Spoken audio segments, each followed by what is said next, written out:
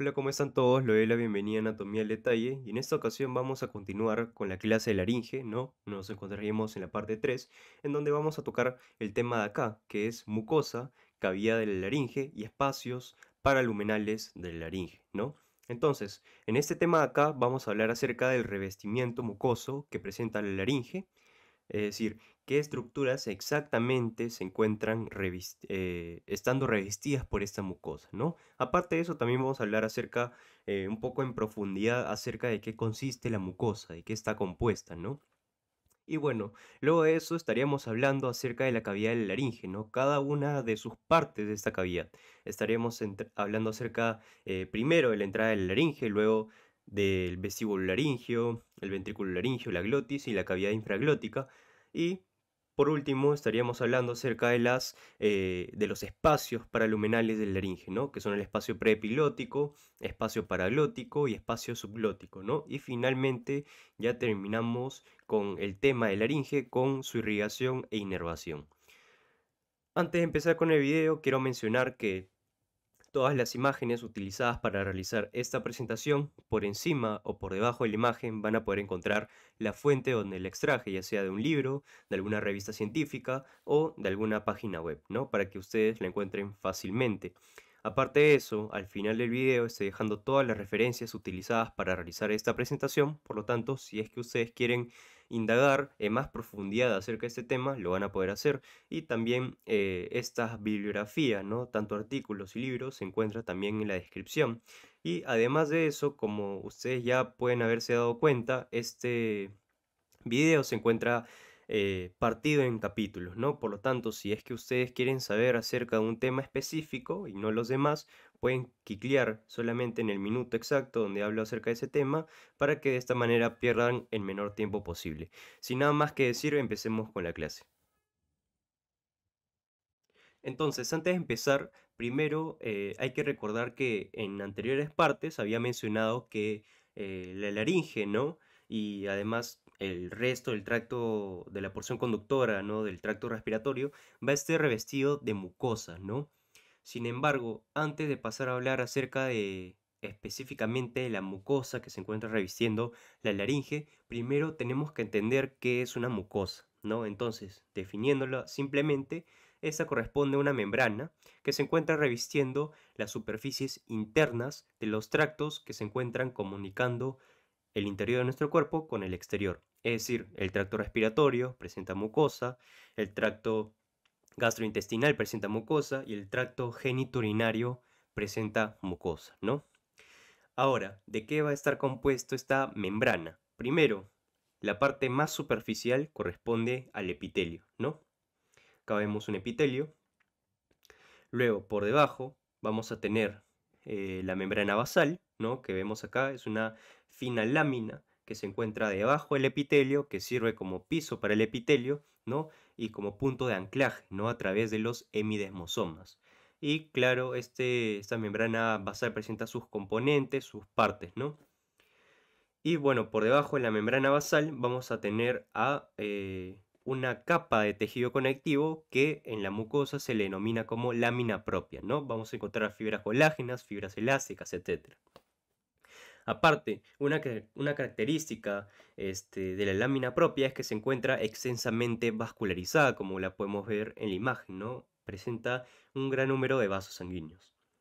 Y bueno, las capas que vemos por debajo acá, en realidad son eh, ejemplo de esta imagen, ¿no? Este sería el periósteo y tejido óseo que podemos encontrar a este nivel, ¿no? En este caso es un corte de la cavidad nasal y acá podemos ver una imagen microscópica, ¿no? De, de un corte a este nivel, ¿no? Entonces, bueno, en realidad de esos componentes está formada una mucosa, ¿no? Un epitelio, una membrana basal y una lámina propia. Ahora, algunos tejidos presentan un componente adicional, ¿no? Que corresponde a una capa muscular, ¿no? La muscular de la mucosa, ¿no? O muscularis mucosae, denominada en latín, ¿no? Que sería la capa más profunda de la mucosa y que se puede presentar, por ejemplo, en cortes a nivel del esófago, a nivel del estómago o incluso a nivel de los bronquios, ¿no? Ahora, una vez que ya entendemos en qué consiste una mucosa, pasamos a hablar específicamente de la mucosa respiratoria, ¿no? Entonces, anteriormente había mencionado que gran parte, ¿no?, de la superficie de la porción conductora del tracto respiratorio va a estar revestido de mucosa respiratoria. Sin embargo, hay ciertas regiones, ¿no?, de esta porción conductora que van a presentar una mucosa que se diferencia de la mucosa respiratoria, ¿no? Especialmente por su epitelio, ¿no? Pero bueno, primero mencionando acerca de los componentes de la mucosa respiratoria, este se va a caracterizar por su epitelio, ¿no? Que es un epitelio respiratorio, ¿no? ¿Y en qué consiste un epitelio respiratorio? Consiste en un epitelio pseudoestratificado, cilíndrico, ciliado, ¿no? Y este epitelio no solamente vamos a poder encontrar células cilíndricas ciliadas, sino también otras células, como por ejemplo las células basales, las células caliciformes, eh, también podemos encontrar las células serosas, entre otras, ¿no? Y por ejemplo, acá tenemos una imagen microscópica, ¿no? A nivel de la mucosa respiratoria, en donde podemos ver este epitelio pseudoestratificado cilíndrico ciliado, ¿no? Acá tenemos las células cilíndricas alargadas que presentan en su superficie cilios, ¿no? Por ejemplo, acá podemos ver en el fondo del epitelio las células basales, ¿no? Y acá señalado, por ejemplo, podemos ver las células caliciformes, ¿no? Las células caliciformes secretan una sustancia, ¿no?, rica en mucina, ¿no?, que va a constituir en sí el moco, ¿no?, que recubre esta mucosa respiratoria, ¿no? Acá, por ejemplo, también tenemos otra imagen, ¿no? En donde podemos ver las células caliciformes de igual manera y la capa de moco que generan, ¿no? Entonces, otros de los componentes de la mucosa respiratoria, ya lo hemos mencionado anteriormente, no es la membrana basal, que la vemos acá, justo por debajo del epitelio, y por debajo de esta membrana basal vamos a tener la lámina propia, cuyo grosor es variable dependiendo este, de la zona en donde nos encontremos. Por ejemplo, acá tenemos una imagen, ¿no?, donde podemos observar la mucosa respiratoria a nivel de la cavidad nasal, ¿no? Y presenta todas las características que ya hemos mencionado, ¿no? Presenta un epitelio cilíndrico pseudoestratificado ciliado, ¿no?, como le dice acá. Presenta una membrana basal por debajo de esta, claro, y como pueden ver, una gran extensión de la lámina propia, ¿no? Y claro, acá estaría, bueno, en la superficie el periósteo y el hueso, ¿no? Pero si ustedes observan eh, una, un corte histológico, ¿no?, a nivel de la mucosa respiratoria de la laringe, esta lámina propia se encuentra con un grosor disminuido en realidad, ¿no? Ahora, como había mencionado, no todas las regiones, ¿no?, de la porción conductora van a estar revestidas de mucosa respiratoria, ¿no? Van a haber ciertas zonas que presentan una mucosa con características diferentes a la mucosa respiratoria, ¿no? Y uno de estos ejemplos es la mucosa olfatoria, que la podemos encontrar a nivel del techo de la cavidad nasal, ¿no? Como la podemos ver acá. Acá tenemos la cavidad nasal y en el techo observamos mucosa respiratoria, mucosa olfatoria, perdón, ¿no? Y acá, por ejemplo, podemos observar su epitelio, ¿no? Y en su epitelio podemos observar células sustentaculares, podemos observar células olfatorias, ¿no?, que obviamente no están presentes en una mucosa respiratoria. Y además, otra característica que la diferencia de la mucosa respiratoria es que la mucosa olfatoria carece de células caliciformes, es decir, no hay células secretoras de moco, ¿no? Ahora, continuando hablando acerca de la mucosa respiratoria, hay que mencionar que esta presenta una función bastante importante en el proceso de la respiración, no específicamente en el proceso en donde se da el intercambio gaseoso, sino en el proceso en donde se prepara al aire inspirado antes de que llegue al alveolo, ¿no? Entonces, esta preparación consiste en la modificación de las características del aire inspirado, ¿no?, que correspondería a su temperatura, a su humedad, ¿no?, y también a lo que contiene el aire, ¿no?, que cuando se inspira puede inspirarse partículas de polvo, esporas bacterias, etcétera, ¿no? Entonces, la mucosa respiratoria lo que va a hacer es modificar la temperatura, modificar la humedad y filtrar el aire inspirado, ¿no? Para que llegue en condiciones óptimas al alvéolo, ¿no? Entonces, este proceso, ¿no? La mucosa realiza esta función, ¿no? A través de tres procesos, ¿no? Que es la aclimatación, humidificación y filtración, ¿no? Así se denominan específicamente, ¿no? Entonces, primero hablando acerca del proceso de aclimatación, que lo vamos a tocar en esta diapositiva. Este proceso en realidad se compara bastante a lo que se ve en un intercambiador de calor mecánico utilizado en las industrias, ¿no? Entonces, ¿en qué consiste un intercambiador de calor mecánico? Consiste en un dispositivo, ¿no? Que permite la transferencia de energía térmica de un fluido a otro sin que estos se mezclen, ¿no? Y eso lo podemos ver acá, por ejemplo, ¿no? Entonces, estos fluidos en donde se logra una transferencia de energía térmica puede ser, eh, por ejemplo, un líquido o puede ser un gas, o pueden ser mezclados, por ejemplo, ¿no? En el caso de nuestra fisiología, ¿no? En el caso de la mucosa respiratoria con el aire inspirado, lo que se da es un intercambio de la energía térmica, o mejor dicho, una transferencia de la energía térmica de la sangre que fluye a través de los vasos sanguíneos de la lámina propia, y esta energía térmica va a ser transferida al aire inspirado, ¿no? Y lo podemos ver acá, por ejemplo, ¿no? Acá tenemos la cavidad nasal, en este caso, ¿no? Fluye el aire y acá vamos a ver a los vasos sanguíneos de la lámina propia, que van a transferirle energía térmica al aire inspirado, ¿no? De esa manera aclimatándolo antes de que llegue a los alvéolos, ¿no?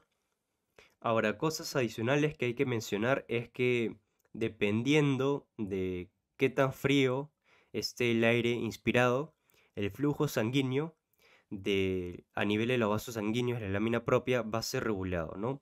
En el caso de que estemos inspirando un aire frío, entonces el flujo sanguíneo a nivel de los vasos de la lámina propia va a ser aumentado, ¿no?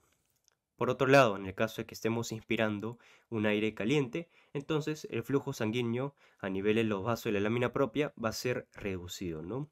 Y por último, hay que mencionar que esta función va a realizarse sobre todo, ¿no? En mayor medida a nivel de la cavidad nasal, porque justamente a nivel de esta mucosa respiratoria, la cavidad nasal, presenta un mayor control en el flujo sanguíneo a nivel de los vasos de la lámina propia.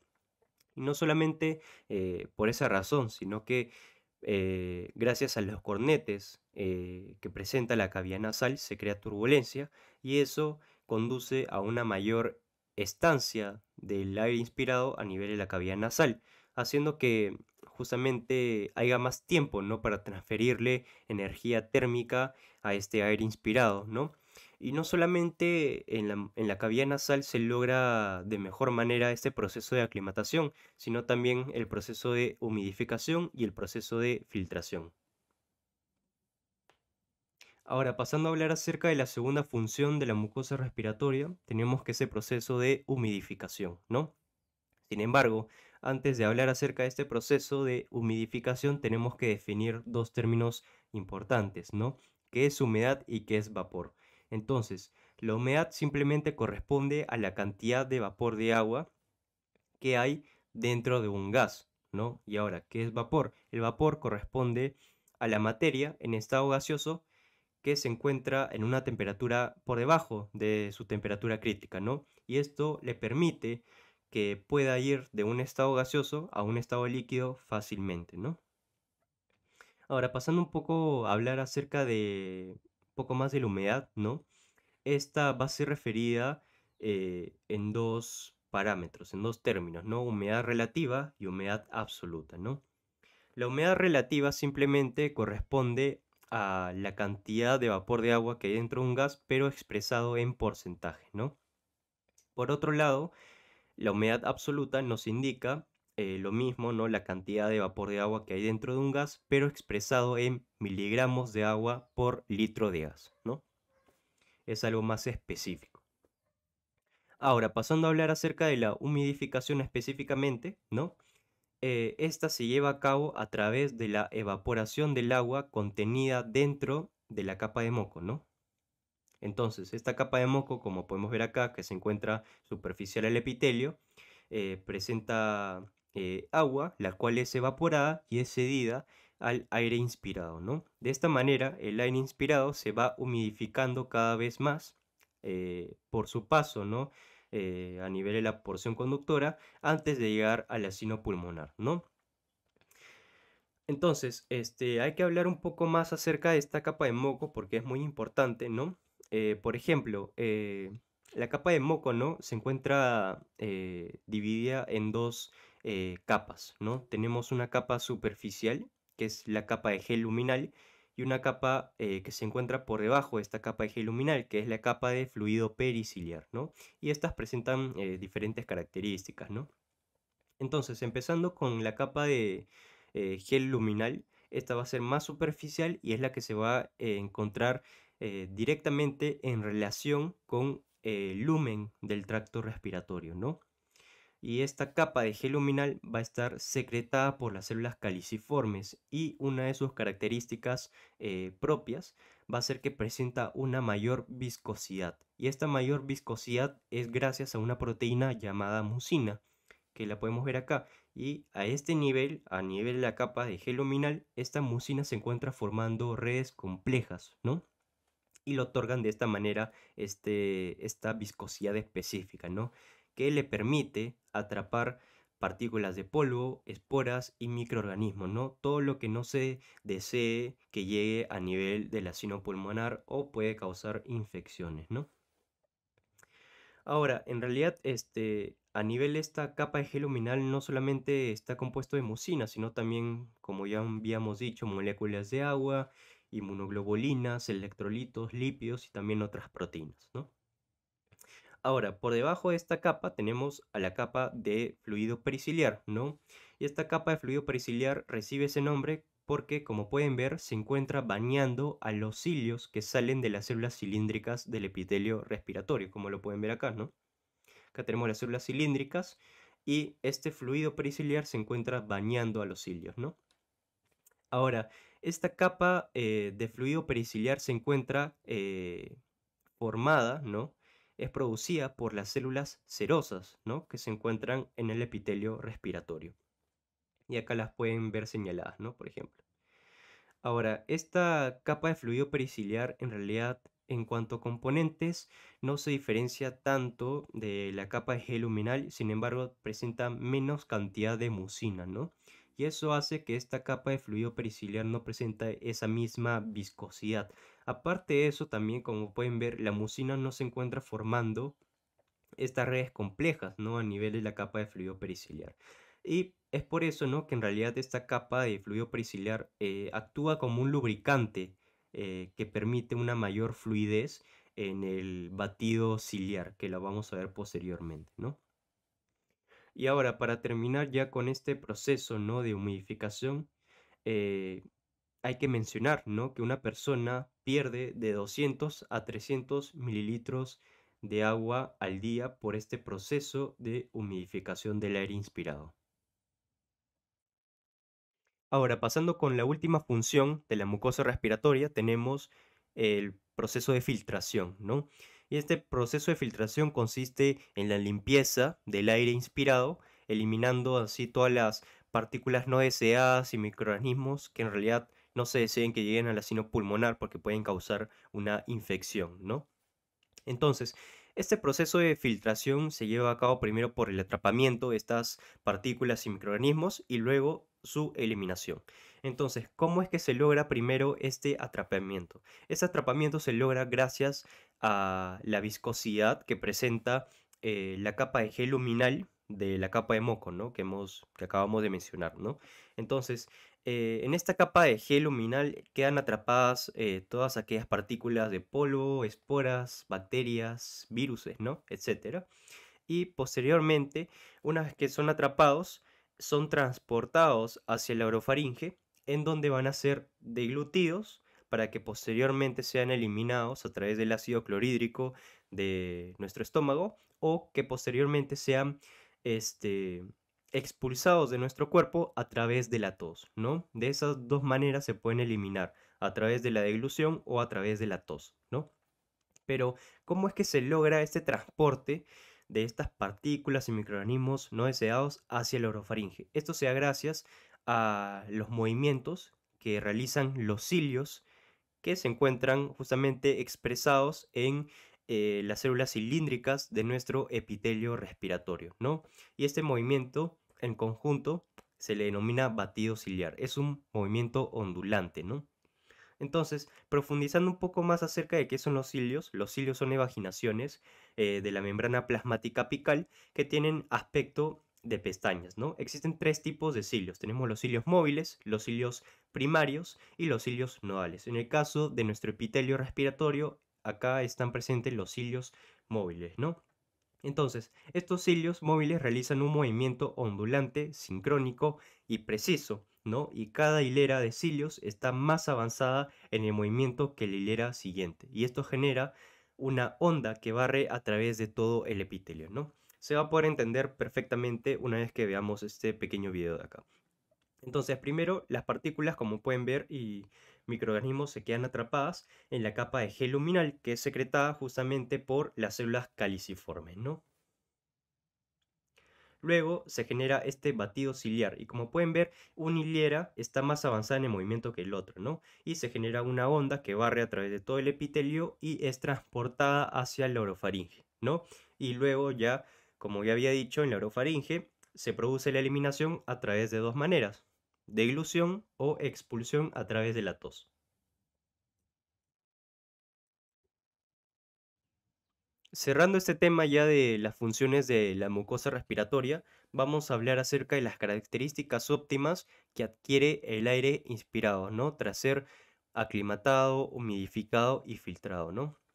Entonces, acá tenemos una imagen que nos representa eso. Primero, el aire inspirado generalmente va a presentar estas características que vemos acá, ¿no? 22 grados centígrados, 50% humedad relativa o 10%, 10 miligramos de agua por litro de gas de humedad absoluta, ¿no?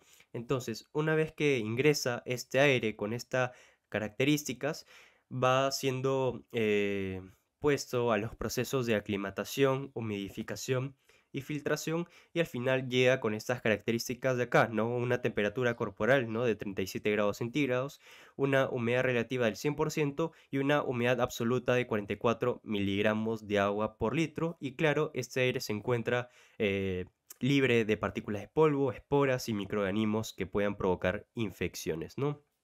Ahora, se menciona un punto anatómico en donde el aire inspirado ya alcanza estas características óptimas y en realidad se encuentra mucho antes de que se llegue al asino pulmonar, ¿no? Entonces, este punto anatómico se denomina límite de saturación isotérmica y este límite de saturación isotérmica se encuentra a nivel de la bifurcación de la tráquea, como lo podemos ver acá, ¿no?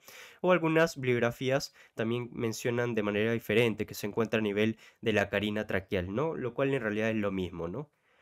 Ahora, en sí, que el aire inspirado llegue ya al asino pulmonar con estas características es de muchísima importancia. ¿Por qué? Porque si no pueden presentarse un mayor riesgo de infecciones respiratorias e incluso en estadios más graves puede provocarse un colapso alveolar, ¿no? Y esto se ve sobre todo en aquellos pacientes que son internados, ¿no? Eh, en el hospital y que requieren respiración artificial, ¿no? Estos pueden sufrir estas complicaciones que acabo de mencionar, entre otras, ¿no? ¿Y por qué? Porque el aire, el gas administrado en realidad presenta una temperatura baja y si es que este gas no es correctamente calentado y humidificado, se van a ver estas complicaciones, ¿no? Aumento de riesgo de infecciones respiratorias y en casos más graves, colapso alveolar, ¿no? Por otro lado, estas complicaciones también pueden verse en personas que presentan los procesos de aclimatación, humidificación y filtración disminuidos, ¿no? ¿Y en qué personas pueden presentarse eso? Puede presentarse en personas que son fumadores crónicos o en personas que que han presentado infecciones repetitivas del sistema respiratorio, ¿no? En esto se va a ver un daño, ¿no? Que se genera a nivel de la mucosa debido a una inflamación repetitiva, ¿no? Y a los efectos nocivos del humo del tabaco, ¿no? Entonces, en esto se va a ver justamente una capacidad disminuida de calentar, humidificar y filtrar el aire, ¿no? Por lo tanto, se puede presentar complicaciones, ¿no? Mayor medida, un aumento del riesgo un aumento del riesgo de que se presenten infecciones respiratorias, ¿no? Continuando con la exposición, ahora pasamos a hablar acerca de las regiones específicas de la laringe que se encuentran revestidas de mucosa. Entonces, primero hay que mencionar que no todos los elementos de la laringe van a estar revestidos de mucosa, ¿no? En sí, aquellos elementos que sí van a estar revestidos de mucosa, en general, son aquellos que se encuentran conformando los límites de las cavidades, de las diferentes cavidades de la laringe, es decir, del vestíbulo laringio, de la glotis y de la cavidad infraglótica, ¿no? Entonces acá tenemos una lista de todos aquellos elementos que sí van a estar revestidos de mucosa, ¿no? Sin embargo, tenemos que hacer ciertas especificaciones porque estos elementos, algunos de ellos no van a estar completamente revestidos de mucosa, ¿no? Sino cierta superficie específica. Entonces, empezando con la epiglotis, ¿no? Este cartílago, ¿no? Va a estar revestido de mucosa a nivel de su cara anterior, pero la parte superior, es decir, la superficie anterosuperior del cartílago epiglotis, como lo podemos ver en esta imagen de acá. Y luego, toda la superficie de la cara posterior del epiglotis sí se encuentra revestida de mucosa, ¿no? Como lo podemos ver acá, ¿no? Y también sus bordes laterales, claro. Luego pasamos con los cartílagos aritenoides, y los cartílagos aritenoides, como pueden ver acá, van a estar revestidos de mucosa, pero va a ser a nivel de su cara medial, ¿no? La cara medial de los cartílagos aritenoides sí va a estar revestida de mucosa. Y luego, como pueden ver en esta imagen de acá, los cartílagos corniculados, que estarían encima, y los cuneiformes van a estar revestidos también de mucosa, al igual que los otros elementos, ¿no? Y luego, el cartílago cricoides, ¿no? El cartílago cricoides va a estar revestido de mucosa también, pero a nivel de su superficie interna, ¿no? Tanto del arco como de la lámina del cricoides, ¿no? Luego, pasando a hablar acerca de aquellos elementos, los ligamentos, no membranas y músculos que van a estar revestidos de mucosa, primero tenemos la membrana cuadrangular, que va a estar revestida a nivel de su cara interna, ¿no? Como lo pueden ver acá. Y además de eso también van a estar revestidos de mucosa los ligamentos arítono-epilóticos y vestibulares. No recordemos que el ligamento arítono-epilótico correspondía al borde superior de la membrana cuadrangular, ¿no? Y ahora, ¿qué es lo que pasa? Que el ligamento arítono-epilótico, en conjunto con algunas fibras del músculo arítono-epilótico, forman el pliegue vestibular, el pliegue arítono-epilótico, perdón, al estar revestidos de mucosa, ¿no? Entonces, este pliegue correspondería al de acá, ¿no? Este de acá, y acá también lo podemos ver. Luego pasamos a hablar acerca de los ligamentos vestibulares, ¿no? Los ligamentos vestibulares, hay que recordar, ¿no? Que correspondían al borde inferior de la membrana cuadrangular, ¿no? Entonces, estos ligamentos vestibulares, al estar revestidos de mucosa, se les denominan pliegues vestibulares y los podemos ver acá. Acá los vemos. Luego tenemos al ligamento tiroepilótico, que estaría a este nivel, ¿no? Y como pueden ver, va a estar revestida de mucosa también. Luego tenemos los ligamentos vocales, que los podemos ver acá, ¿no? Que se corresponden con el borde superior del cono elástico. Y hay que mencionar que los ligamentos vocales, en conjunto con el músculo vocal, estas dos estructuras, al estar revestidas de mucosa, se le denomina pliegue vocal, ¿no? Y luego el cono elástico, que lo vemos acá, va a estar revestida en su superficie interna de mucosa, ¿no? Y luego tenemos al ligamento cricotiroideo medial, ¿no? El ligamento cricotiroideo medial, ¿no? Como lo podemos ver, estaría a este nivel, ¿no? Y estaría justamente a este nivel, si es que recuerdan, ¿no? Y forma los límites, ¿no? De la cavidad infraglótica junto con el cono elástico, ¿no? Y bueno, este ligamento cricotiroideo medial va a estar revestido de mucosa a nivel de su cara posterior. Y por último tenemos al músculo aritenoideo transverso, que va a estar revestido de mucosa a nivel de su superficie anterior, ¿no? Y estaría entre estos dos músculos, entre estos dos aritenoides, ¿no? Ahora, en un inicio había mencionado que no toda la superficie de la porción conductora del tracto respiratorio va a estar revestida por mucosa respiratoria, ¿no? Sino que van a haber algunas zonas que se diferencian, ¿no? Que no van a presentar, por ejemplo, un epitelio respiratorio, que es característico de la mucosa respiratoria, ¿no? Y mencionamos que un ejemplo era en el techo, ¿no? De la cavidad nasal, que justamente presentaba mucosa olfatoria en vez de mucosa respiratoria. Ahora, otros ejemplos que tenemos acá son a nivel de los pliegues vestibulares y a nivel de los pliegues vocales. Acá tenemos los pliegues vestibulares y acá tenemos los pliegues vocales. Entonces, como podemos ver acá en esta imagen, estos pliegues en realidad no van a estar revestidos, ¿no? Por una mucosa cuyo epitelio es epitelio respiratorio, ¿no? Que como dijimos es un epitelio cilíndrico pseudoestratificado ciliado, ¿no? Sino que estos pliegues van a estar revestidos por una mucosa cuyo epitelio es estratificado plano no queratinizado, ¿no? Y acá tenemos imágenes, ¿no? Histológicas en donde podemos ver estas características, ¿no? Podemos ver un epitelio plano estratificado, no queratinizado, ¿no? Acá tenemos la imagen A, que corresponde a un corte a nivel de un zoom a nivel del pie vestibular, en donde podemos ver, por ejemplo, este epitelio de acá, que es estratificado y plano y no queratinizado, ¿no? Luego tenemos esta imagen B, ¿no? Que sería un zoom a nivel del pliegue vocal, y como podemos ver este epitelio de acá es un epitelio estratificado plano no queratinizado, ¿no?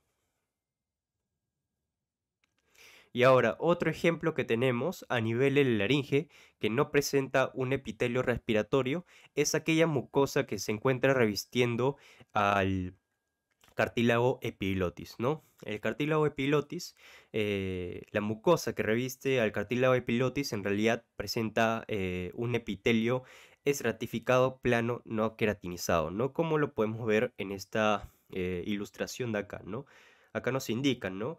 Que es un epitelio estratificado plano no queratinizado, ¿no? Acá tiene otro término que es escamoso, ¿no? Que en realidad significa lo mismo, ¿no? Ahora nos corresponde hablar acerca de la cavidad de la laringe. Sin embargo, antes tenemos que hablar acerca de la entrada de la laringe, ¿no? ¿Cuáles son sus límites? Entonces, primero, la entrada de la laringe corresponde a toda esta superficie que se encuentra a nivel de la línea roja de acá, ¿no? No hay que confundir con esta región de acá, que se encuentra por dentro, que ya sería el vestíbulo laringio, ¿no?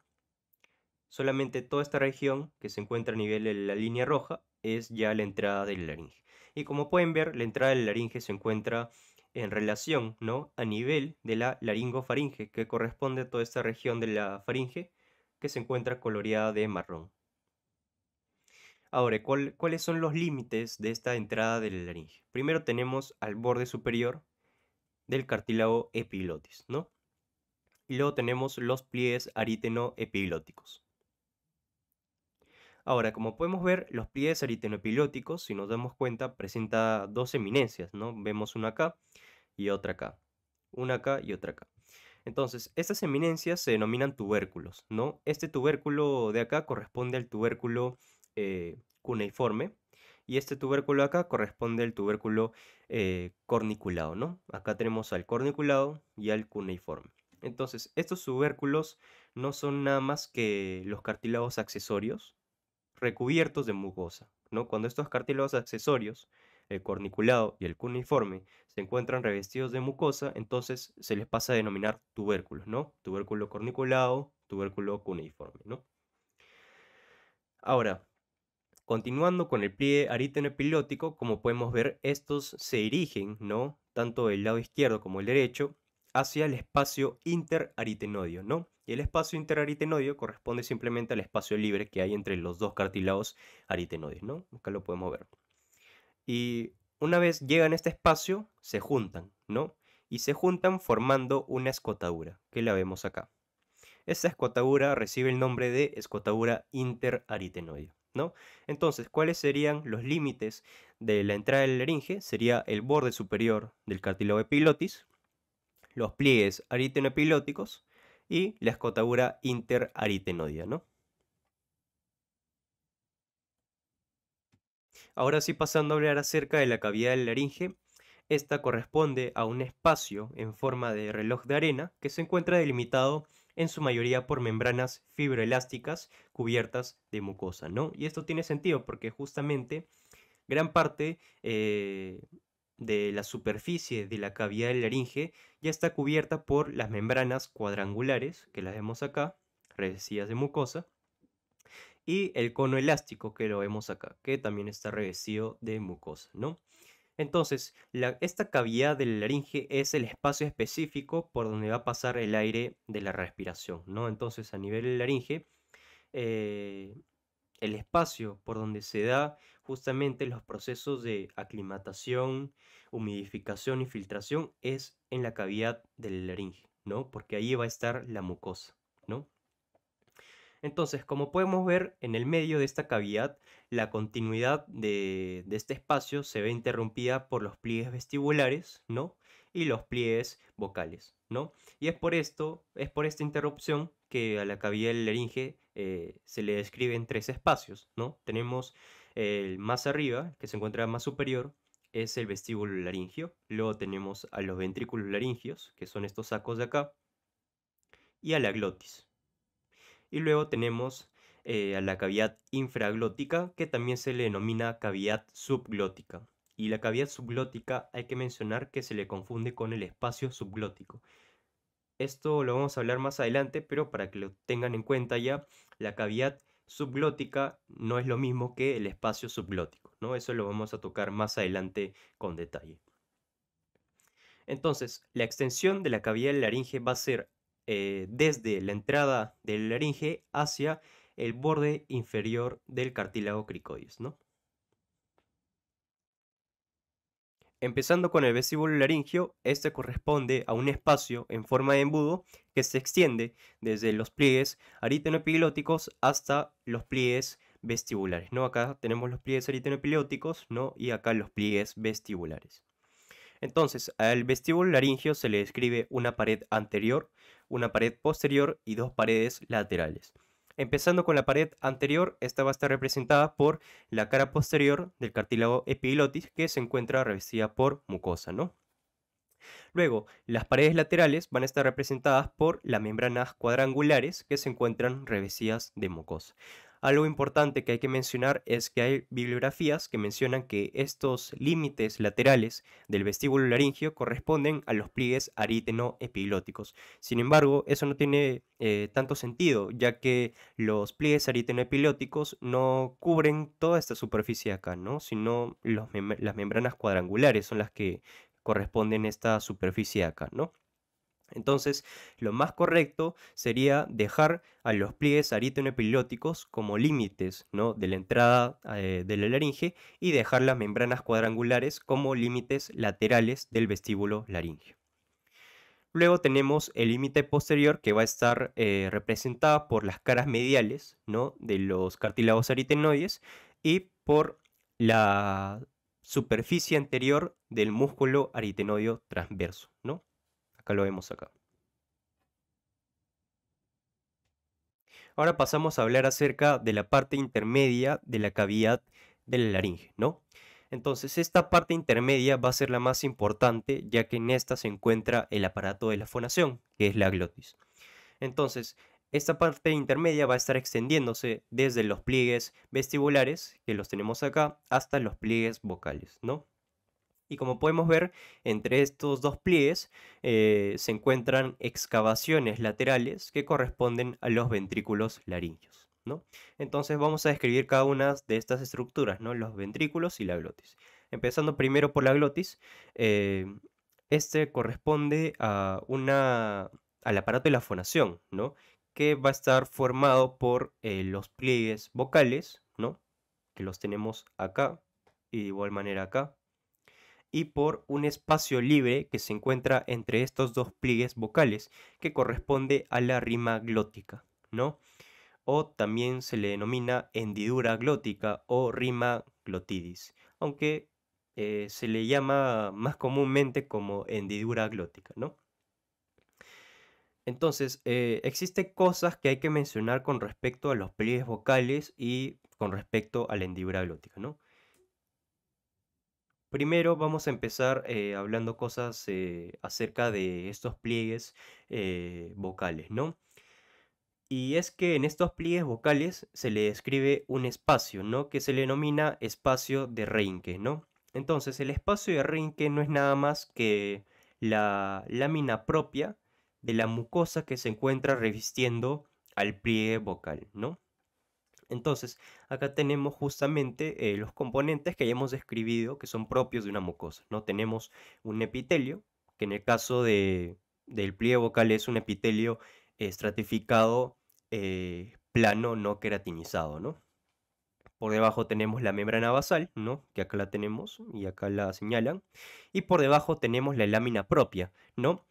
Que en este caso se le denomina espacio de Reinke, ¿no? Entonces, existe un correlato clínico con respecto a este espacio y es el edema de Reinke.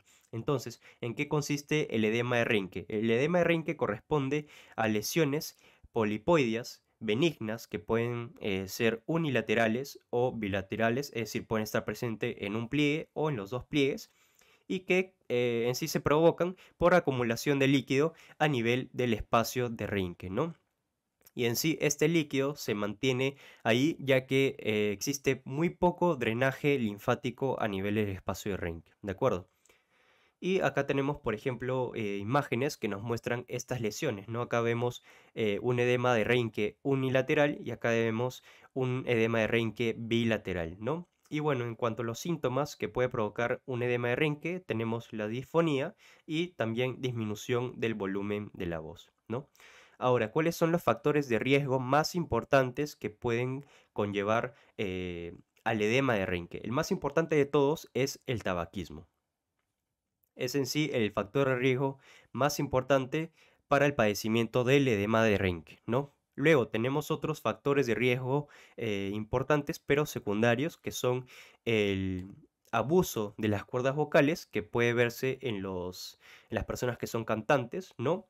Y también el reflujo laringofaringio, ¿no? El reflujo laringofaringio.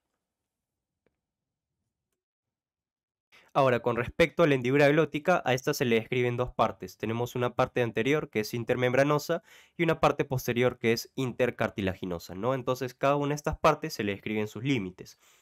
Los límites de la porción intermembranosa corresponden a los bordes libres de los pliegues vocales, ¿no? Que corresponderían a estos de acá, estos bordes de acá. Y también está delimitado por una línea imaginaria horizontal que va desde una apófisis vocal de un cartílago aritenoides a la otra apófisis vocal de el otro cartílago aritenoides, ¿no? Y acá vemos esta línea de acá, ¿no? Ahora, la parte intercartilaginosa va a estar delimitada por esta línea horizontal, por las caras mediales de los cartílagos aritenoides y por la superficie anterior del músculo aritenoideo transverso, ¿no? Entonces, estos espacios que vemos acá, ¿no? El intermembranoso y el intercartilaginoso, pueden ser modificados por la contracción de ciertos músculos intrínsecos, ¿no? Dependiendo de la situación del que se trate, ¿no? Si es que queremos emitir un sonido o si es que queremos respirar profundamente, por ejemplo. Entonces acá tenemos las diferentes formas que puede adoptar la hendidura glótica, ¿no? Acá tenemos primero la forma A, ¿no? En donde vemos una abducción de los pliegues vocales y un aumento del espacio de la hendidura glótica, ¿no? Entonces, este aumento del espacio de la hendidura glótica se logra gracias a la contracción de los músculos crico aritenoides posteriores, ¿no? Que como dijimos se van desde la parte posterior de la lámina hacia las apófisis musculares de los cartílagos aritenoides, ¿no? Entonces, cuando estos se contraen, si ustedes revisan la parte 2 de la laringe, dijimos que estos músculos se encargan de abducir los cartílagos aritenoides, ¿no? Entonces, al abducirlos, lo que estamos haciendo es también abducir los pliegues vocales, ¿no? Y por lo tanto aumentamos el espacio de la hendidura glótica, ¿no? Entonces, esta forma, ¿no?, de la hendidura glótica ocurre cuando nosotros hacemos una inspiración profunda, ¿no? Por ejemplo, cuando acabamos de hacer ejercicio, ¿no? Y necesitamos más aire, ¿no? Por lo tanto, necesitamos que la hendidura glótica se expanda, ¿no? Que los pliegues vocales se abduzcan, ¿no? Y por lo tanto entre más aire, ¿no? Hacia el pulmón.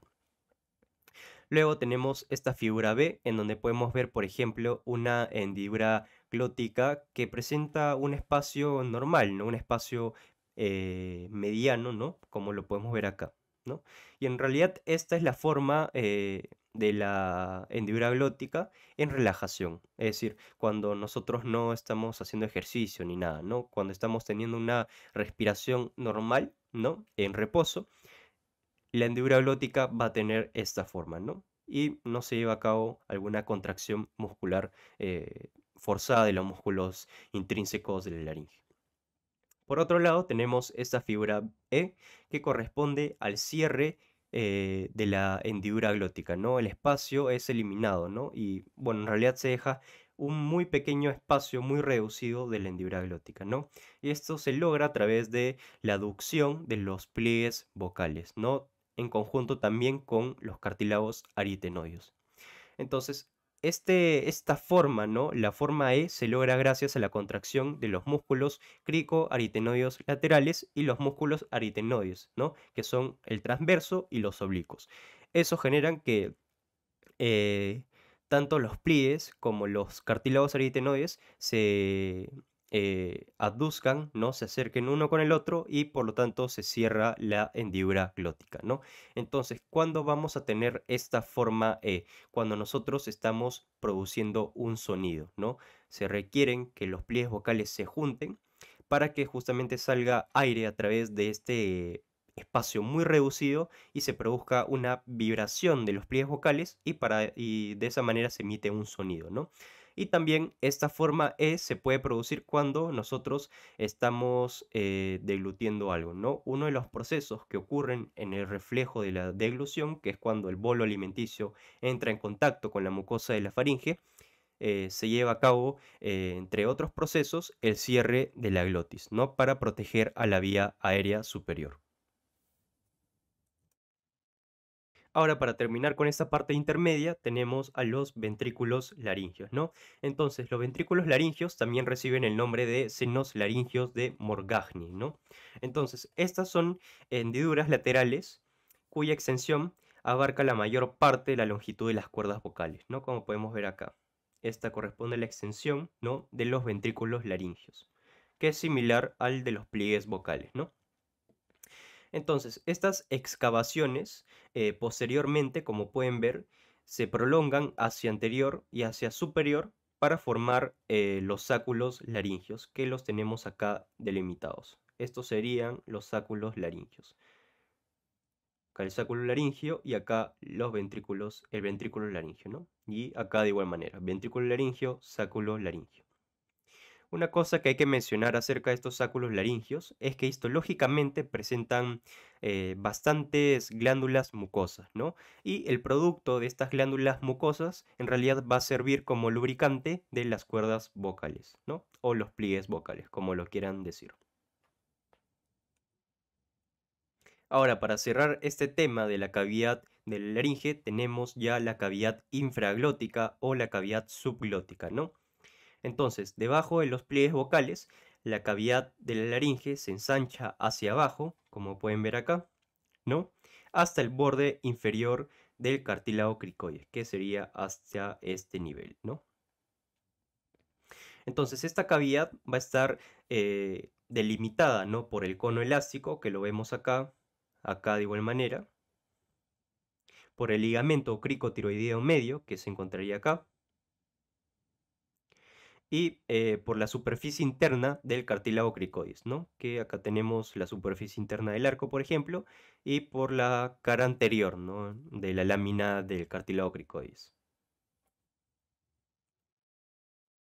Entonces, continuando con la exposición, vamos a pasar a hablar acerca de los espacios paralumenales. Entonces, los espacios paralumenales son aquellos espacios potenciales que se encuentran dentro de la laringe, pero afuera de la cavidad de la laringe, ¿no? Es por eso que se llaman paralumenales, ¿no? Que se encuentran al exterior, afuera del lumen, ¿no? De la porción conductora del tracto respiratorio. Entonces, tenemos tres espacios importantes que hay que mencionar. Primero, el preepiglótico, que lo vamos a hablar ahorita. Luego tenemos el paraglótico y por último tenemos el subglótico, ¿no? Entonces, empezando con el espacio preepiglótico, que también se le denomina espacio de Boyer. Como lo dice su nombre, este es un espacio que se encuentra anterior al cartílago epiglotis, ¿no? Entonces, también cabe mencionar, ¿no?, que el Latarjet, por ejemplo, eh, denomina este espacio como espacio iotiroepiglótico, ¿no? Y lo denomina así debido a sus límites, que lo vamos a mencionar ahorita, ¿no? Entonces, este espacio preepilótico presenta un límite superior, anterolateral, inferior y posterior. Empezando con el límite superior, este va a estar dado por este ligamento de acá, que es el ligamento ioepilótico, ¿no? Luego tenemos el límite anterolateral, que correspondería a toda esta parte de acá, que está formado por el ligamento tiroioideo medio y tenemos la membrana tiroioidea, ¿no? Luego tenemos el límite inferior que corresponde a este ligamento de acá, que es el ligamento tiroepiglótico, ¿no? Y por último tenemos el límite posterior que corresponde a la cara anterior de la epiglotis, ¿no? De esta manera se forma un espacio en forma de hendidura, ¿no? Como lo pueden ver acá. Y acá tenemos este espacio, ¿no? Delimitado, ¿no? Con estos puntos que se encuentran separados, ¿no? Todo este espacio de acá correspondería justamente al espacio preepiglótico, ¿no? Y también sería esta parte de acá, claro. Ahora, debido a que este espacio preepiglótico en realidad se extiende más allá de la cara anterior de la epiglotis, sino que se extiende hacia sus bordes laterales, es por eso que algunos autores en realidad sugieren que este espacio pase a llamarse espacio periepiglótico, ¿no? Lo cual sería un término más adecuado, ¿no? Porque no es solamente un espacio que se encuentra anterior a la epiglotis, sino también hacia los laterales, ¿no? Ahora, este espacio va a estar ocupado mayormente por tejido adiposo, ¿no? Como lo podemos ver acá, ¿no? Y este tejido adiposo se le denomina cuerpo adiposo preepiglótico, ¿no? Y además también vamos a poder encontrar en este espacio algunos conductos linfáticos. Como segundo espacio tenemos el espacio paraglótico, que como pueden ver es continuo al espacio preepiglótico, ¿no? Acá tendríamos justamente toda esta zona de acá, sería el espacio paraglótico y de igual manera sería en el lado contrario, ¿no? Entonces este espacio paraglótico va a estar, al igual que el espacio preepiglótico, cubierto en su mayoría por tejido adiposo. Sin embargo, en el espacio paraglótico también podemos encontrar al ramo interno del nervio laringeo superior y también a la arteria y vena laringea superior. Y además de eso también vamos a encontrar en este espacio a los ventrículos laringeos y a los sáculos laringeos, ¿no? Entonces, este espacio va a tener cuatro límites. Primero tenemos al límite anterolateral, que está impuesto por justamente la cara interna, ¿no? Del cartílago cricoides, ¿no? Luego tenemos el límite superomedial, que está impuesto por la membrana cuadrangular, ¿no? Por la cara externa de la membrana cuadrangular, que la voy a mostrar posteriormente con más detalle, ¿no? Luego tenemos el límite inferomedial que está impuesto por la cara externa del cono elástico, que estaría acá. Y tenemos un límite posterior que corresponde a la fosa piriforme, ¿no? Que la vamos a poder ver acá, ¿no? La fosa piriforme correspondería a esta depresión que vemos acá y acá de igual manera. Como pueden ver, en sí esta fosa no está formada en sí por algún tipo de tejido conectivo, sino que simplemente corresponde a un repliegue de la mucosa, ¿no? Entonces acá tenemos un pequeño video en donde estoy mostrando de mejor manera estos límites, ¿no?, del espacio paraglótico.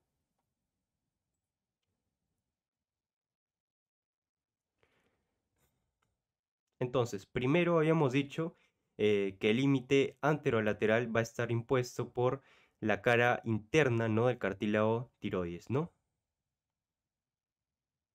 Ahí la vemos. Luego tenemos su límite superomedial, que correspondería a esta cara externa, ¿no? De la membrana cuadrangular. Y por debajo, como podemos ver, tenemos el límite inferomedial, que está impuesto por la cara externa del cono elástico. Y ya el límite posterior correspondería a justamente la fosa piriforme, ¿no? Y acá podemos ver, anteriormente había seleccionado acá el ventrículo laríngeo, ¿no? Que se debería continuar con su sáculo laríngeo, ¿no? Y acá podemos tener otra vista de la fosa piriforme, ¿no? Ahí tenemos la fosa piriforme.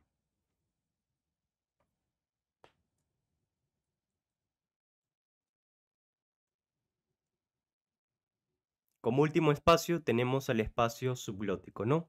Entonces, este espacio en realidad es menos evidente a comparación de los espacios anteriormente mencionados, y además hay que mencionar que el espacio subglótico llega a ser confundido con la cavidad infraglótica, ya que hay que recordar que a la cavidad infraglótica también se le denomina cavidad subglótica, ¿no? Ahora, los límites que conforman este espacio subglótico en realidad son algo confusos, ya que tomando en consideración estos límites que se mencionan en las bibliografías, al final acabamos con un espacio que en realidad es muy reducido, ¿no? Y uno piensa que es un espacio virtual en realidad, ¿no? Pero bueno, obviando esa confusión y tomando en cuenta lo que menciona el Grey's Anatomy, la 41ª edición, los límites de este espacio subglótico serían los siguientes, ¿no? Entonces, el límite lateral estaría impuesto por el cono elástico, que lo podemos ver acá. Este sería el cono elástico que parte justamente del borde superior del arco del cricoides, ¿no? Ese sería el cricoides que está cortado, obviamente. Luego, el límite medial estaría dado por la mucosa de la cavidad infraglótica, ¿no? Que sería esta acá. Y en realidad es algo confuso, ya que la mucosa de la cavidad infraglótica en realidad debería estar revistiendo el cono elástico, ¿no? Y bueno, como límite superior vamos a tener al ligamento de Broyles. Entonces, el ligamento de Broyles en realidad es una estructura que se forma a partir de la unión de los dos ligamentos vocales a nivel del ángulo entrante del cartílago tiroides, ¿no? Recordemos que uno de los puntos de inserción de los ligamentos vocales era a nivel del ángulo entrante del cartílago tiroides, ¿no? Entonces, en este punto en donde se reúnen ambos ligamentos, al final forman una estructura a la cual se le ha llamado ligamento de Broyles. Sin embargo, es mejor conocido como la comisura laringea anterior. Entonces, repitiendo los límites, el límite lateral sería el cono elástico, límite medial la mucosa de la cavidad infraglótica y límite superior el ligamento de Broyles, o mejor conocido como la comisura laringea anterior. Ahora pasaríamos a hablar acerca de la irrigación de la laringe. Entonces, la irrigación de la laringe va a estar dada por tres arterias. Tenemos la arteria laringea superior, la arteria laringea inferior y la arteria cricotiroidea. Empezando a hablar primero acerca de la arteria laringea superior, esta, como pueden ver, es un ramo que nace directamente de la arteria tiroidea superior, que la tenemos seleccionada acá. Y la arteria tiroidea superior es un ramo que nace, en realidad es el primer ramo que emite la arteria carótida externa, que la tenemos acá. Y la arteria carótida externa, ¿no? Es una arteria que nace de la bifurcación de la arteria carótida común, que sería esta. Entonces, esto es lo que sucede en realidad en el 88% de los casos, ¿no? Es decir, lo más común es que la arteria laringe superior nazca de la arteria tiroidea superior, ¿no? Sin embargo, se tienen ciertos casos en donde este origen varía, ¿no? Por ejemplo, se menciona que en el 10% aproximadamente de los casos, esta arteria laringea superior estaría naciendo directamente de la arteria carótida externa, entre la arteria lingual y la arteria tiroidea superior. Es decir, estaría originándose a este nivel, ¿no? Directamente de la arteria carótida externa. Luego, en el 1% de los casos, se menciona que esta arteria laringea superior estaría originándose directamente de la arteria lingual, que la tenemos seleccionada acá, ¿no? Y que de igual manera es un ramo de la arteria carótida externa. Luego, de manera menos común aún, tendríamos que la arteria laringea superior también estaría originándose a nivel de la arteria carótida común, ¿no? O a nivel de su bifurcación. Pero bueno, una vez que nace esta arteria laringea superior pasa a dirigirse directamente hacia la membrana tiroidea, como lo podemos ver acá, ¿no? Y acá también. Ahora, este trayecto que tiene hacia la membrana tiroidea lo hace en conjunto con un nervio que es el ramo interno del nervio laringio superior, que lo tenemos acá. Y se describe una relación superior, es decir, el ramo interno del nervio laringio superior estaría ubicado superior a la arteria laringea superior, ¿no? Como se refleja acá en esta imagen, ¿no? Ahora, este nervio, la arteria y también la vena satélite van a perforar la membrana tiroidea, ¿no? Es decir, la laringe superior perfora, ¿no? La membrana tiroidea y de esta manera se introducen en el espacio pre o periepiglótico de la laringe inicialmente, ¿no? Como lo vemos acá. Ahora, cabe mencionar que la entrada de la arteria laringea superior hacia la laringe puede variar también, ¿no? Por ejemplo, se menciona que en el 20% de los casos, esta arteria laringea superior se introduce en la laringe a través de un foramen que presenta el cartílago tiroides, ¿no? En estos casos. O también, de manera menos común, la arteria laringea superior en el 5% de los casos aproximadamente estaría introduciéndose en la laringe a través del espacio que hay entre el cartílago cricoides y el cartílago tiroides, ¿no? Pero bueno, una vez que la arteria laringea superior ya está dentro de la laringe, pasa a emitir numerosos ramos que van a suministrar irrigación sanguínea desde la punta de la epiglotis hacia los pliegues vocales, hasta los pliegues vocales, ¿no? Que serían a este nivel, ¿no? Y además de eso también va a emitir ramos musculares, ¿no? Que van a proporcionar irrigación a todos los músculos intrínsecos de la laringe, a excepción del músculo cricotiroideo, ¿no? El cual va a estar irrigado por la arteria cricotiroidea. Y además de eso también los ramos de la arteria laringea superior van a estar formando anastomosis con la arteria laringea superior contralateral y también con la arteria laringea inferior. Pasando con la segunda arteria, tenemos a la arteria cricotiroidea, ¿no? Entonces, esta, al igual que la arteria laringea superior, van a ser de la arteria tiroidea superior, como lo podemos ver en esta imagen, ¿no? Entonces, una vez que nace la arteria cricotiroidea, va a dirigirse de manera oblicua hacia el ligamento cricotiroideo medio, o también llamado cricotiroideo anterior, ¿no? Durante este trayecto hacia este ligamento cricotiroideo va a pasar justo por debajo de un músculo que es el músculo externo tiroideo, ¿no? Que lo podemos ver acá que se encuentra cortado, ¿no? Y acá que se encuentra con la letra F, ¿no? Y acá de igual manera lo podemos ver, ¿no? Entonces, durante este trayecto va a pasar por debajo de este músculo, ¿no? Y por encima del músculo cricotiroideo al cual va a estar irrigando, ¿no? Entonces, una vez llega al ligamento cricotiroideo, lo que va a hacer es penetrar este ligamento para ingresar a la laringe, ¿no? Y va a emitir ramos que van a irrigar a la cavidad infraglótica o cavidad subglótica, ¿no? De la laringe. Y en algunas ocasiones puede emitir ramos que van a irrigar al pliegue vocal, ¿no? Ahora, otra cosa que hay que mencionar acerca de la arteria cricotiroidea es que este trayecto que acabo de mencionar puede variar en algunos casos, ¿no? Se menciona que en algunas ocasiones esta arteria cricotiroidea pasa por encima, ¿no? Del músculo externo tiroideo, ¿no? Y otra cosa que cabe mencionar es que durante su trayecto, ¿no? Por debajo del músculo externo tiroideo va a estar en relación a un nervio que es el ramo externo del nervio laringio superior, como lo podemos ver acá, ¿no? Este sería el ramo externo, ¿no? Del nervio laringio superior y acá está la arteria cricotiroidea, ¿no? Por último tenemos a la arteria laringea inferior, ¿no? Entonces, la arteria laringea inferior van a ser de la arteria tiroidea inferior, como lo tenemos seleccionado, y como pueden ver, la arteria tiroidea inferior nace de un tronco llamado tronco tirocervical, ¿no? El cual va a nacer de la arteria subclavia, ¿no? Entonces, acá tenemos también la arteria tiroidea inferior, ¿no? El cual va a emitir numerosos ramos que van a proporcionar irrigación al lóbulo lateral de la glándula tiroides, como lo podemos ver acá, ¿no?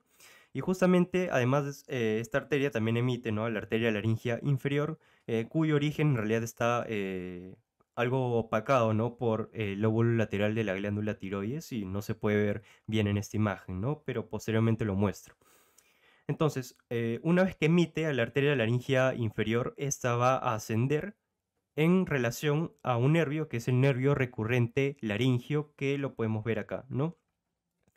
Entonces, ambas estructuras, el nervio y la arteria, van a pasar a introducirse al espacio paraglótico de la laringe al pasar por debajo del borde inferior de la porción cricofaringea del músculo constrictor inferior de la faringe, ¿no? Es un músculo del cual ya hemos hablado en la parte 2 del laringe y ambas estructuras justamente al pasar por debajo de este músculo van a introducirse ya en la laringe a nivel de su espacio paraglótico, ¿no? Y acá tenemos a la arteria laringe inferior ya dentro del espacio paraglótico de la laringe, en donde va a emitir ramos que van a participar en la irrigación de los músculos intrínsecos de la laringe, a excepción del músculo cricotiroideo, ¿no?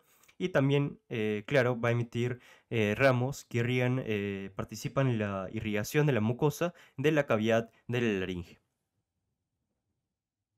Entonces acá tenemos un video, ¿no? que he preparado en donde podemos ver de mejor manera el nacimiento de esta arteria laringea inferior y también cómo es que se introduce al espacio paraglótico del laringe, ¿no?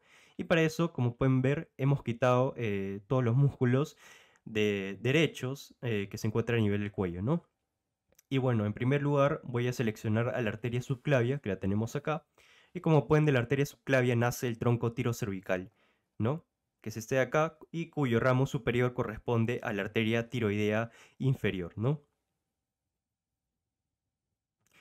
Entonces vamos a verla ya desde una vista posterior y como pueden ver emite numerosos ramos que van a proporcionar irrigación al lóbulo lateral de la glándula tiroides que va a ser seleccionada ahorita.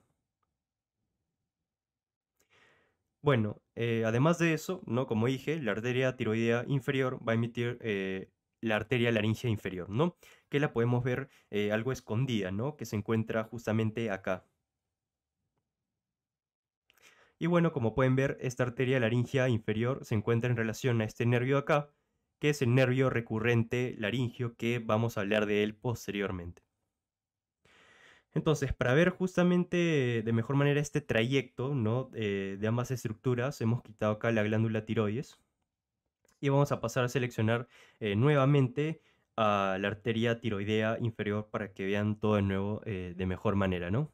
Entonces acá tenemos la arteria tiroidea inferior, emite varios ramos, ¿no? Y entre ellos tenemos a la arteria laringea inferior, ¿no? Que asciende, como pueden ver, en conjunto con este nervio, que es el nervio recurrente laringio, y ambas estructuras van a pasar por debajo de este músculo acá que corresponde a la porción cricofaringea del músculo constrictor inferior de la faringe.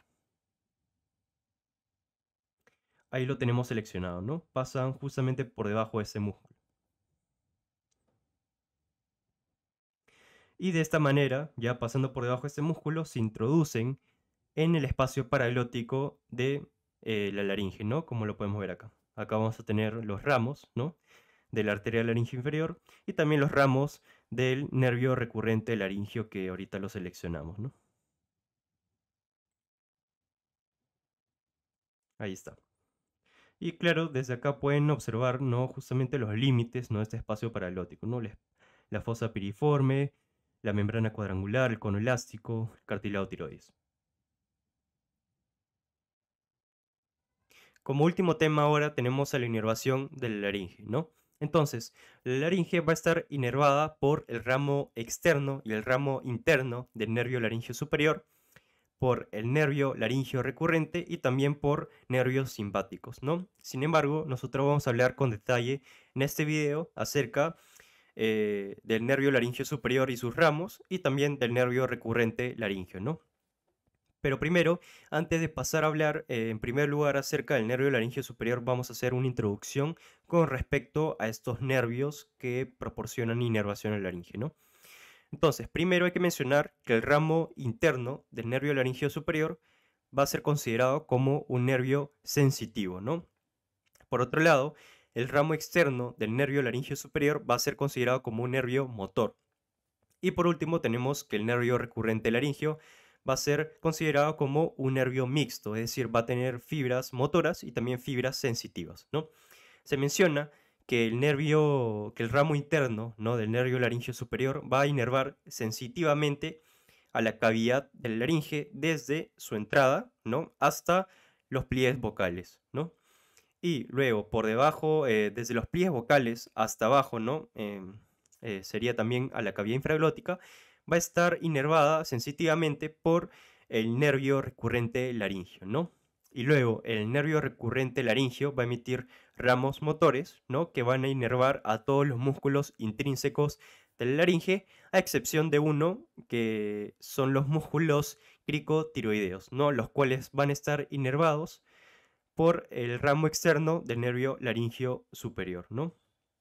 Entonces, ahora empezando a hablar acerca del origen y el trayecto del nervio laringio superior, este va a estar originado del ganglio inferior del nervio vago, el cual se encuentra en un espacio anatómico complejo y profundo llamado espacio parafaringio, que lo tenemos acá mostrado, ¿no? Correspondería a este triángulo tridimensional. Ese sería el espacio parafaringio, ¿no?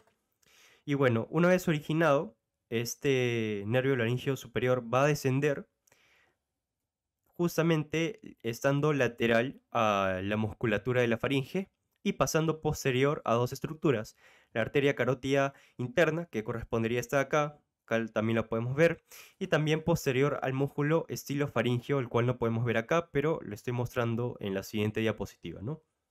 Y bueno, este nervio laringio superior en realidad va a ser un descenso hasta llegar a las astas mayores del hueso hioides, que lo vemos acá, y es en donde va a pasar a bifurcarse en dos ramos, ¿no? Un ramo interno y un ramo externo. Entonces acá tenemos un video que he preparado en donde podemos ver de mejor manera este trayecto y las relaciones que presenta este nervio laringio superior, ¿no? En primer lugar, nos estamos acá ubicando a nivel del espacio parafaringio, ¿no?, el cual contiene numerosas estructuras y entre ellas tenemos el ganglio inferior del nervio vago, que lo tenemos seleccionado ahí, ¿no? Entonces pasamos a quitar el esqueleto para ver de mejor manera este origen de este nervio laringio superior, el cual va a estar seleccionado ahí, ¿no? Y como pueden ver, en realidad este desciende y pasa posterior a la arteria carótida interna, ¿no? Acá pasamos a difuminar el resto de estructuras para que puedan ver justamente esta relación posterior con la arteria carótida interna, ¿no?, y su descenso. Y además de eso también pasa posterior a este músculo acá, que es el músculo estilofaringio, ¿no? Ahí lo tenemos seleccionado. Y además, como pueden ver, el descenso, ¿no?, de este nervio laringio superior justamente es lateral a la musculatura de la faringe, ¿no? Y bueno, una vez llega a las astas mayores del hueso hioides, que podemos verlas acá, en un momento van a ser puestas, ahí las tenemos. Una vez que llega a esta asta mayor del hueso hioides, pasa a bifurcarse en dos ramos.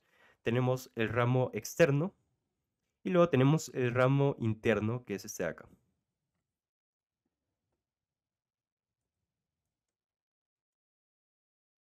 Entonces, comenzando primero con el ramo interno, este, como pueden ver, se dirige directamente a la membrana tiroidea, que la vemos acá, y va a perforarla en conjunto con la arteria y la vena laringea superior, ¿no?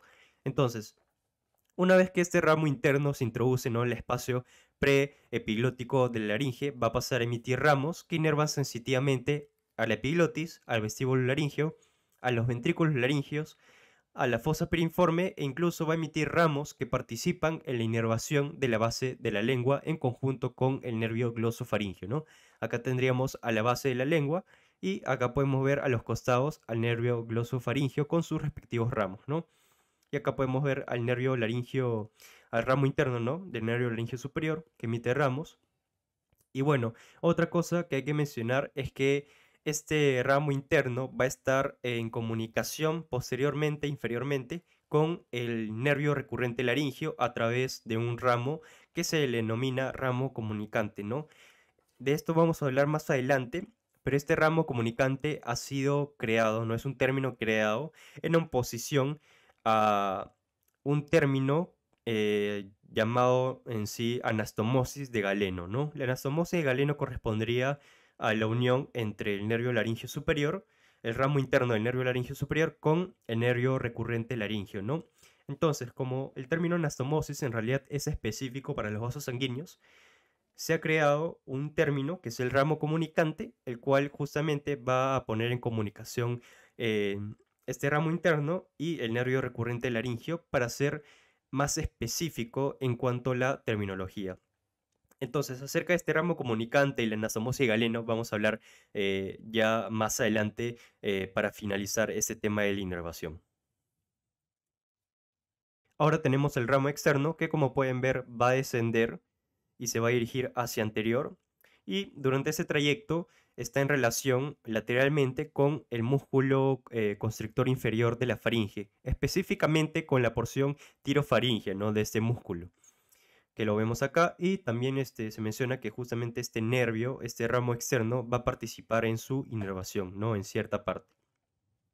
Pero bueno, posteriormente este ramo externo se va a curvar y se va a dirigir hacia anterior en dirección hacia el cono elástico, ¿no?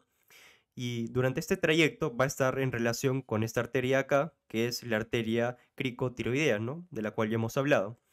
Y además, durante este trayecto va a pasar justamente posterior a este músculo acá, que es el músculo externo tiroideo, y anterior a este músculo acá lo pueden ver también, que es el músculo cricotiroideo, ¿no? Y justamente este ramo externo va a estar inervando al músculo cricotiroideo, ¿no?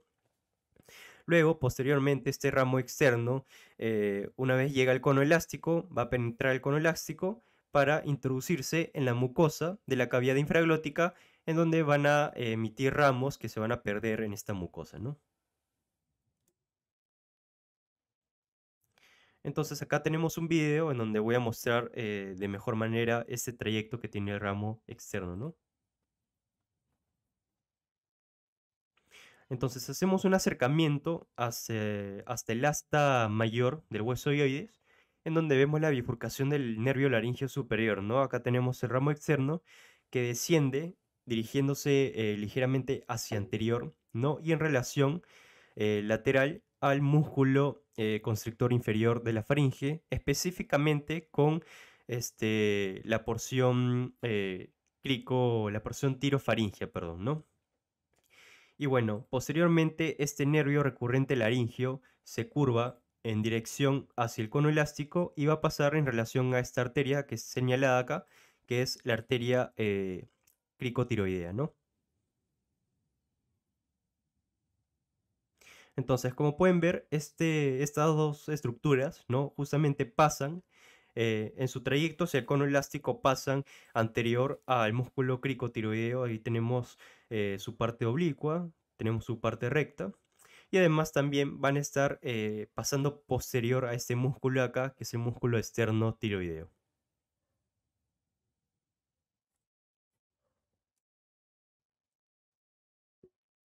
Ahora, como último nervio a mencionar, tenemos al nervio recurrente laringio. Entonces, vamos a describir diferentes orígenes del nervio recurrente laringio, dependiendo si es derecho o izquierdo, ¿no? Empezando con el origen del nervio recurrente laringio derecho, como pueden ver, va a estar originándose de la parte posterior del nervio vago. Acá tenemos el nervio vago y se origina de su superficie posterior a nivel de la arteria subclavia que la tenemos acá, ¿no?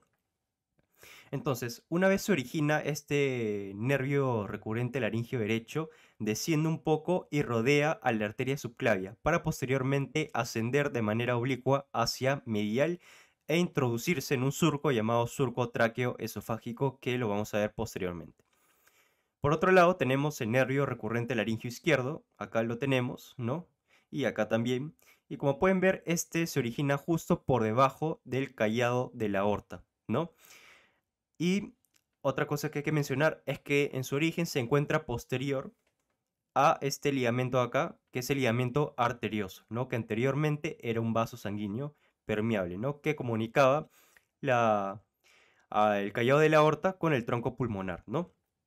Entonces, este nervio recurrente laringio izquierdo va a hacer lo mismo, va a rodear el callado de la aorta para posteriormente ascender, ¿no? E introducirse en el surco tráqueo-esofágico, ¿no? Cabe mencionar que este surco traqueoesofágico, el Atarjet lo denomina como ángulo tráqueo-esofágico, ¿no? Pero el término más adecuado es llamarlo surco tráqueo-esofágico, ¿no? Ahora, en sí, el trayecto que tienen estos nervios a nivel del surco tráqueo-esofágico va a ser bastante variable, ¿no?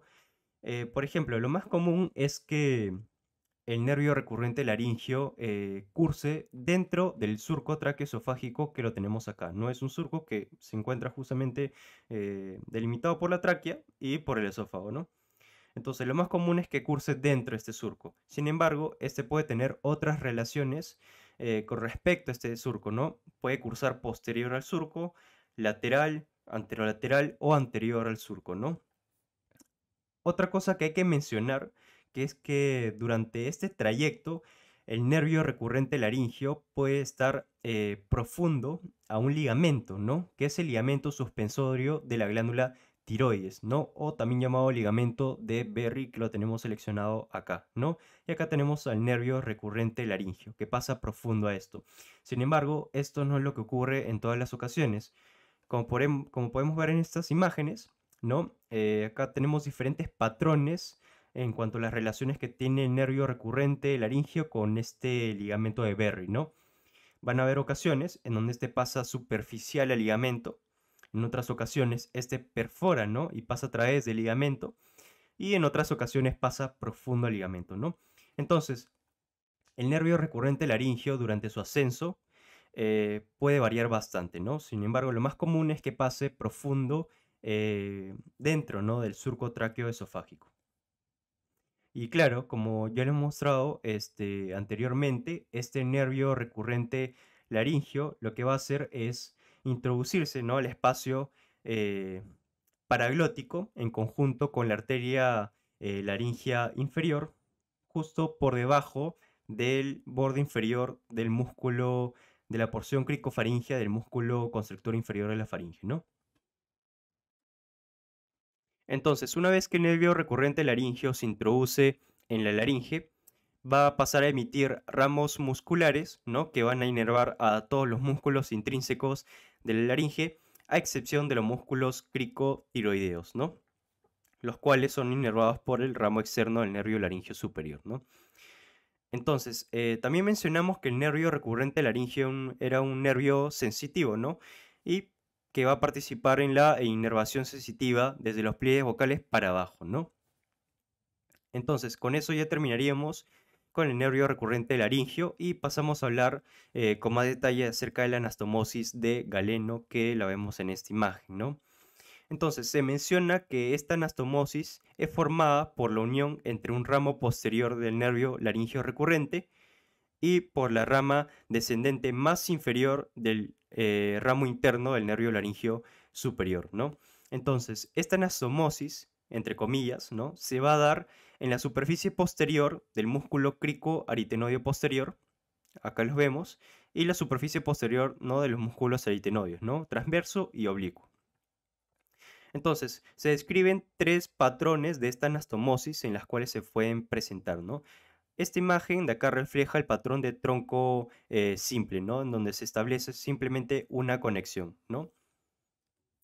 Por otro lado tenemos otros patrones, que es el tronco doble, donde se establece dos conexiones, como lo vemos acá, y otro de formación de plexo, ¿no? Donde se establece una conexión mucho más compleja, ¿no? Entonces, la incidencia de esta anastomosis en realidad parece ser bastante alta, según lo reportado en varios estudios, ¿no? Con una incidencia mayor al 77%, aunque también se tienen otros estudios en donde reportan incidencias mucho menores al 77%, ¿no? Y bueno, como mencioné anteriormente, el término anastomosis de Galeno no es el término adecuado para referirse a la comunicación entre ambos nervios, ya que en realidad una anastomosis se define como una comunicación entre dos o más vasos sanguíneos por ramas colaterales, ¿no? Por lo tanto, se ha propuesto utilizar el término ramo comunicante para referirse a la conexión entre ambos nervios, ¿no? Entonces, con esto ya habríamos terminado la tercera y última parte de la laringe. Como pueden ver, es un tema que es bastante extenso, pero acá lo hemos cubierto de manera profunda y hemos tocado muchos temas importantes con respecto a la laringe, ¿no? Acá les dejo todas las referencias utilizadas para hacer esta presentación y espero que les haya gustado la clase y nos vemos ya en el siguiente video. Gracias.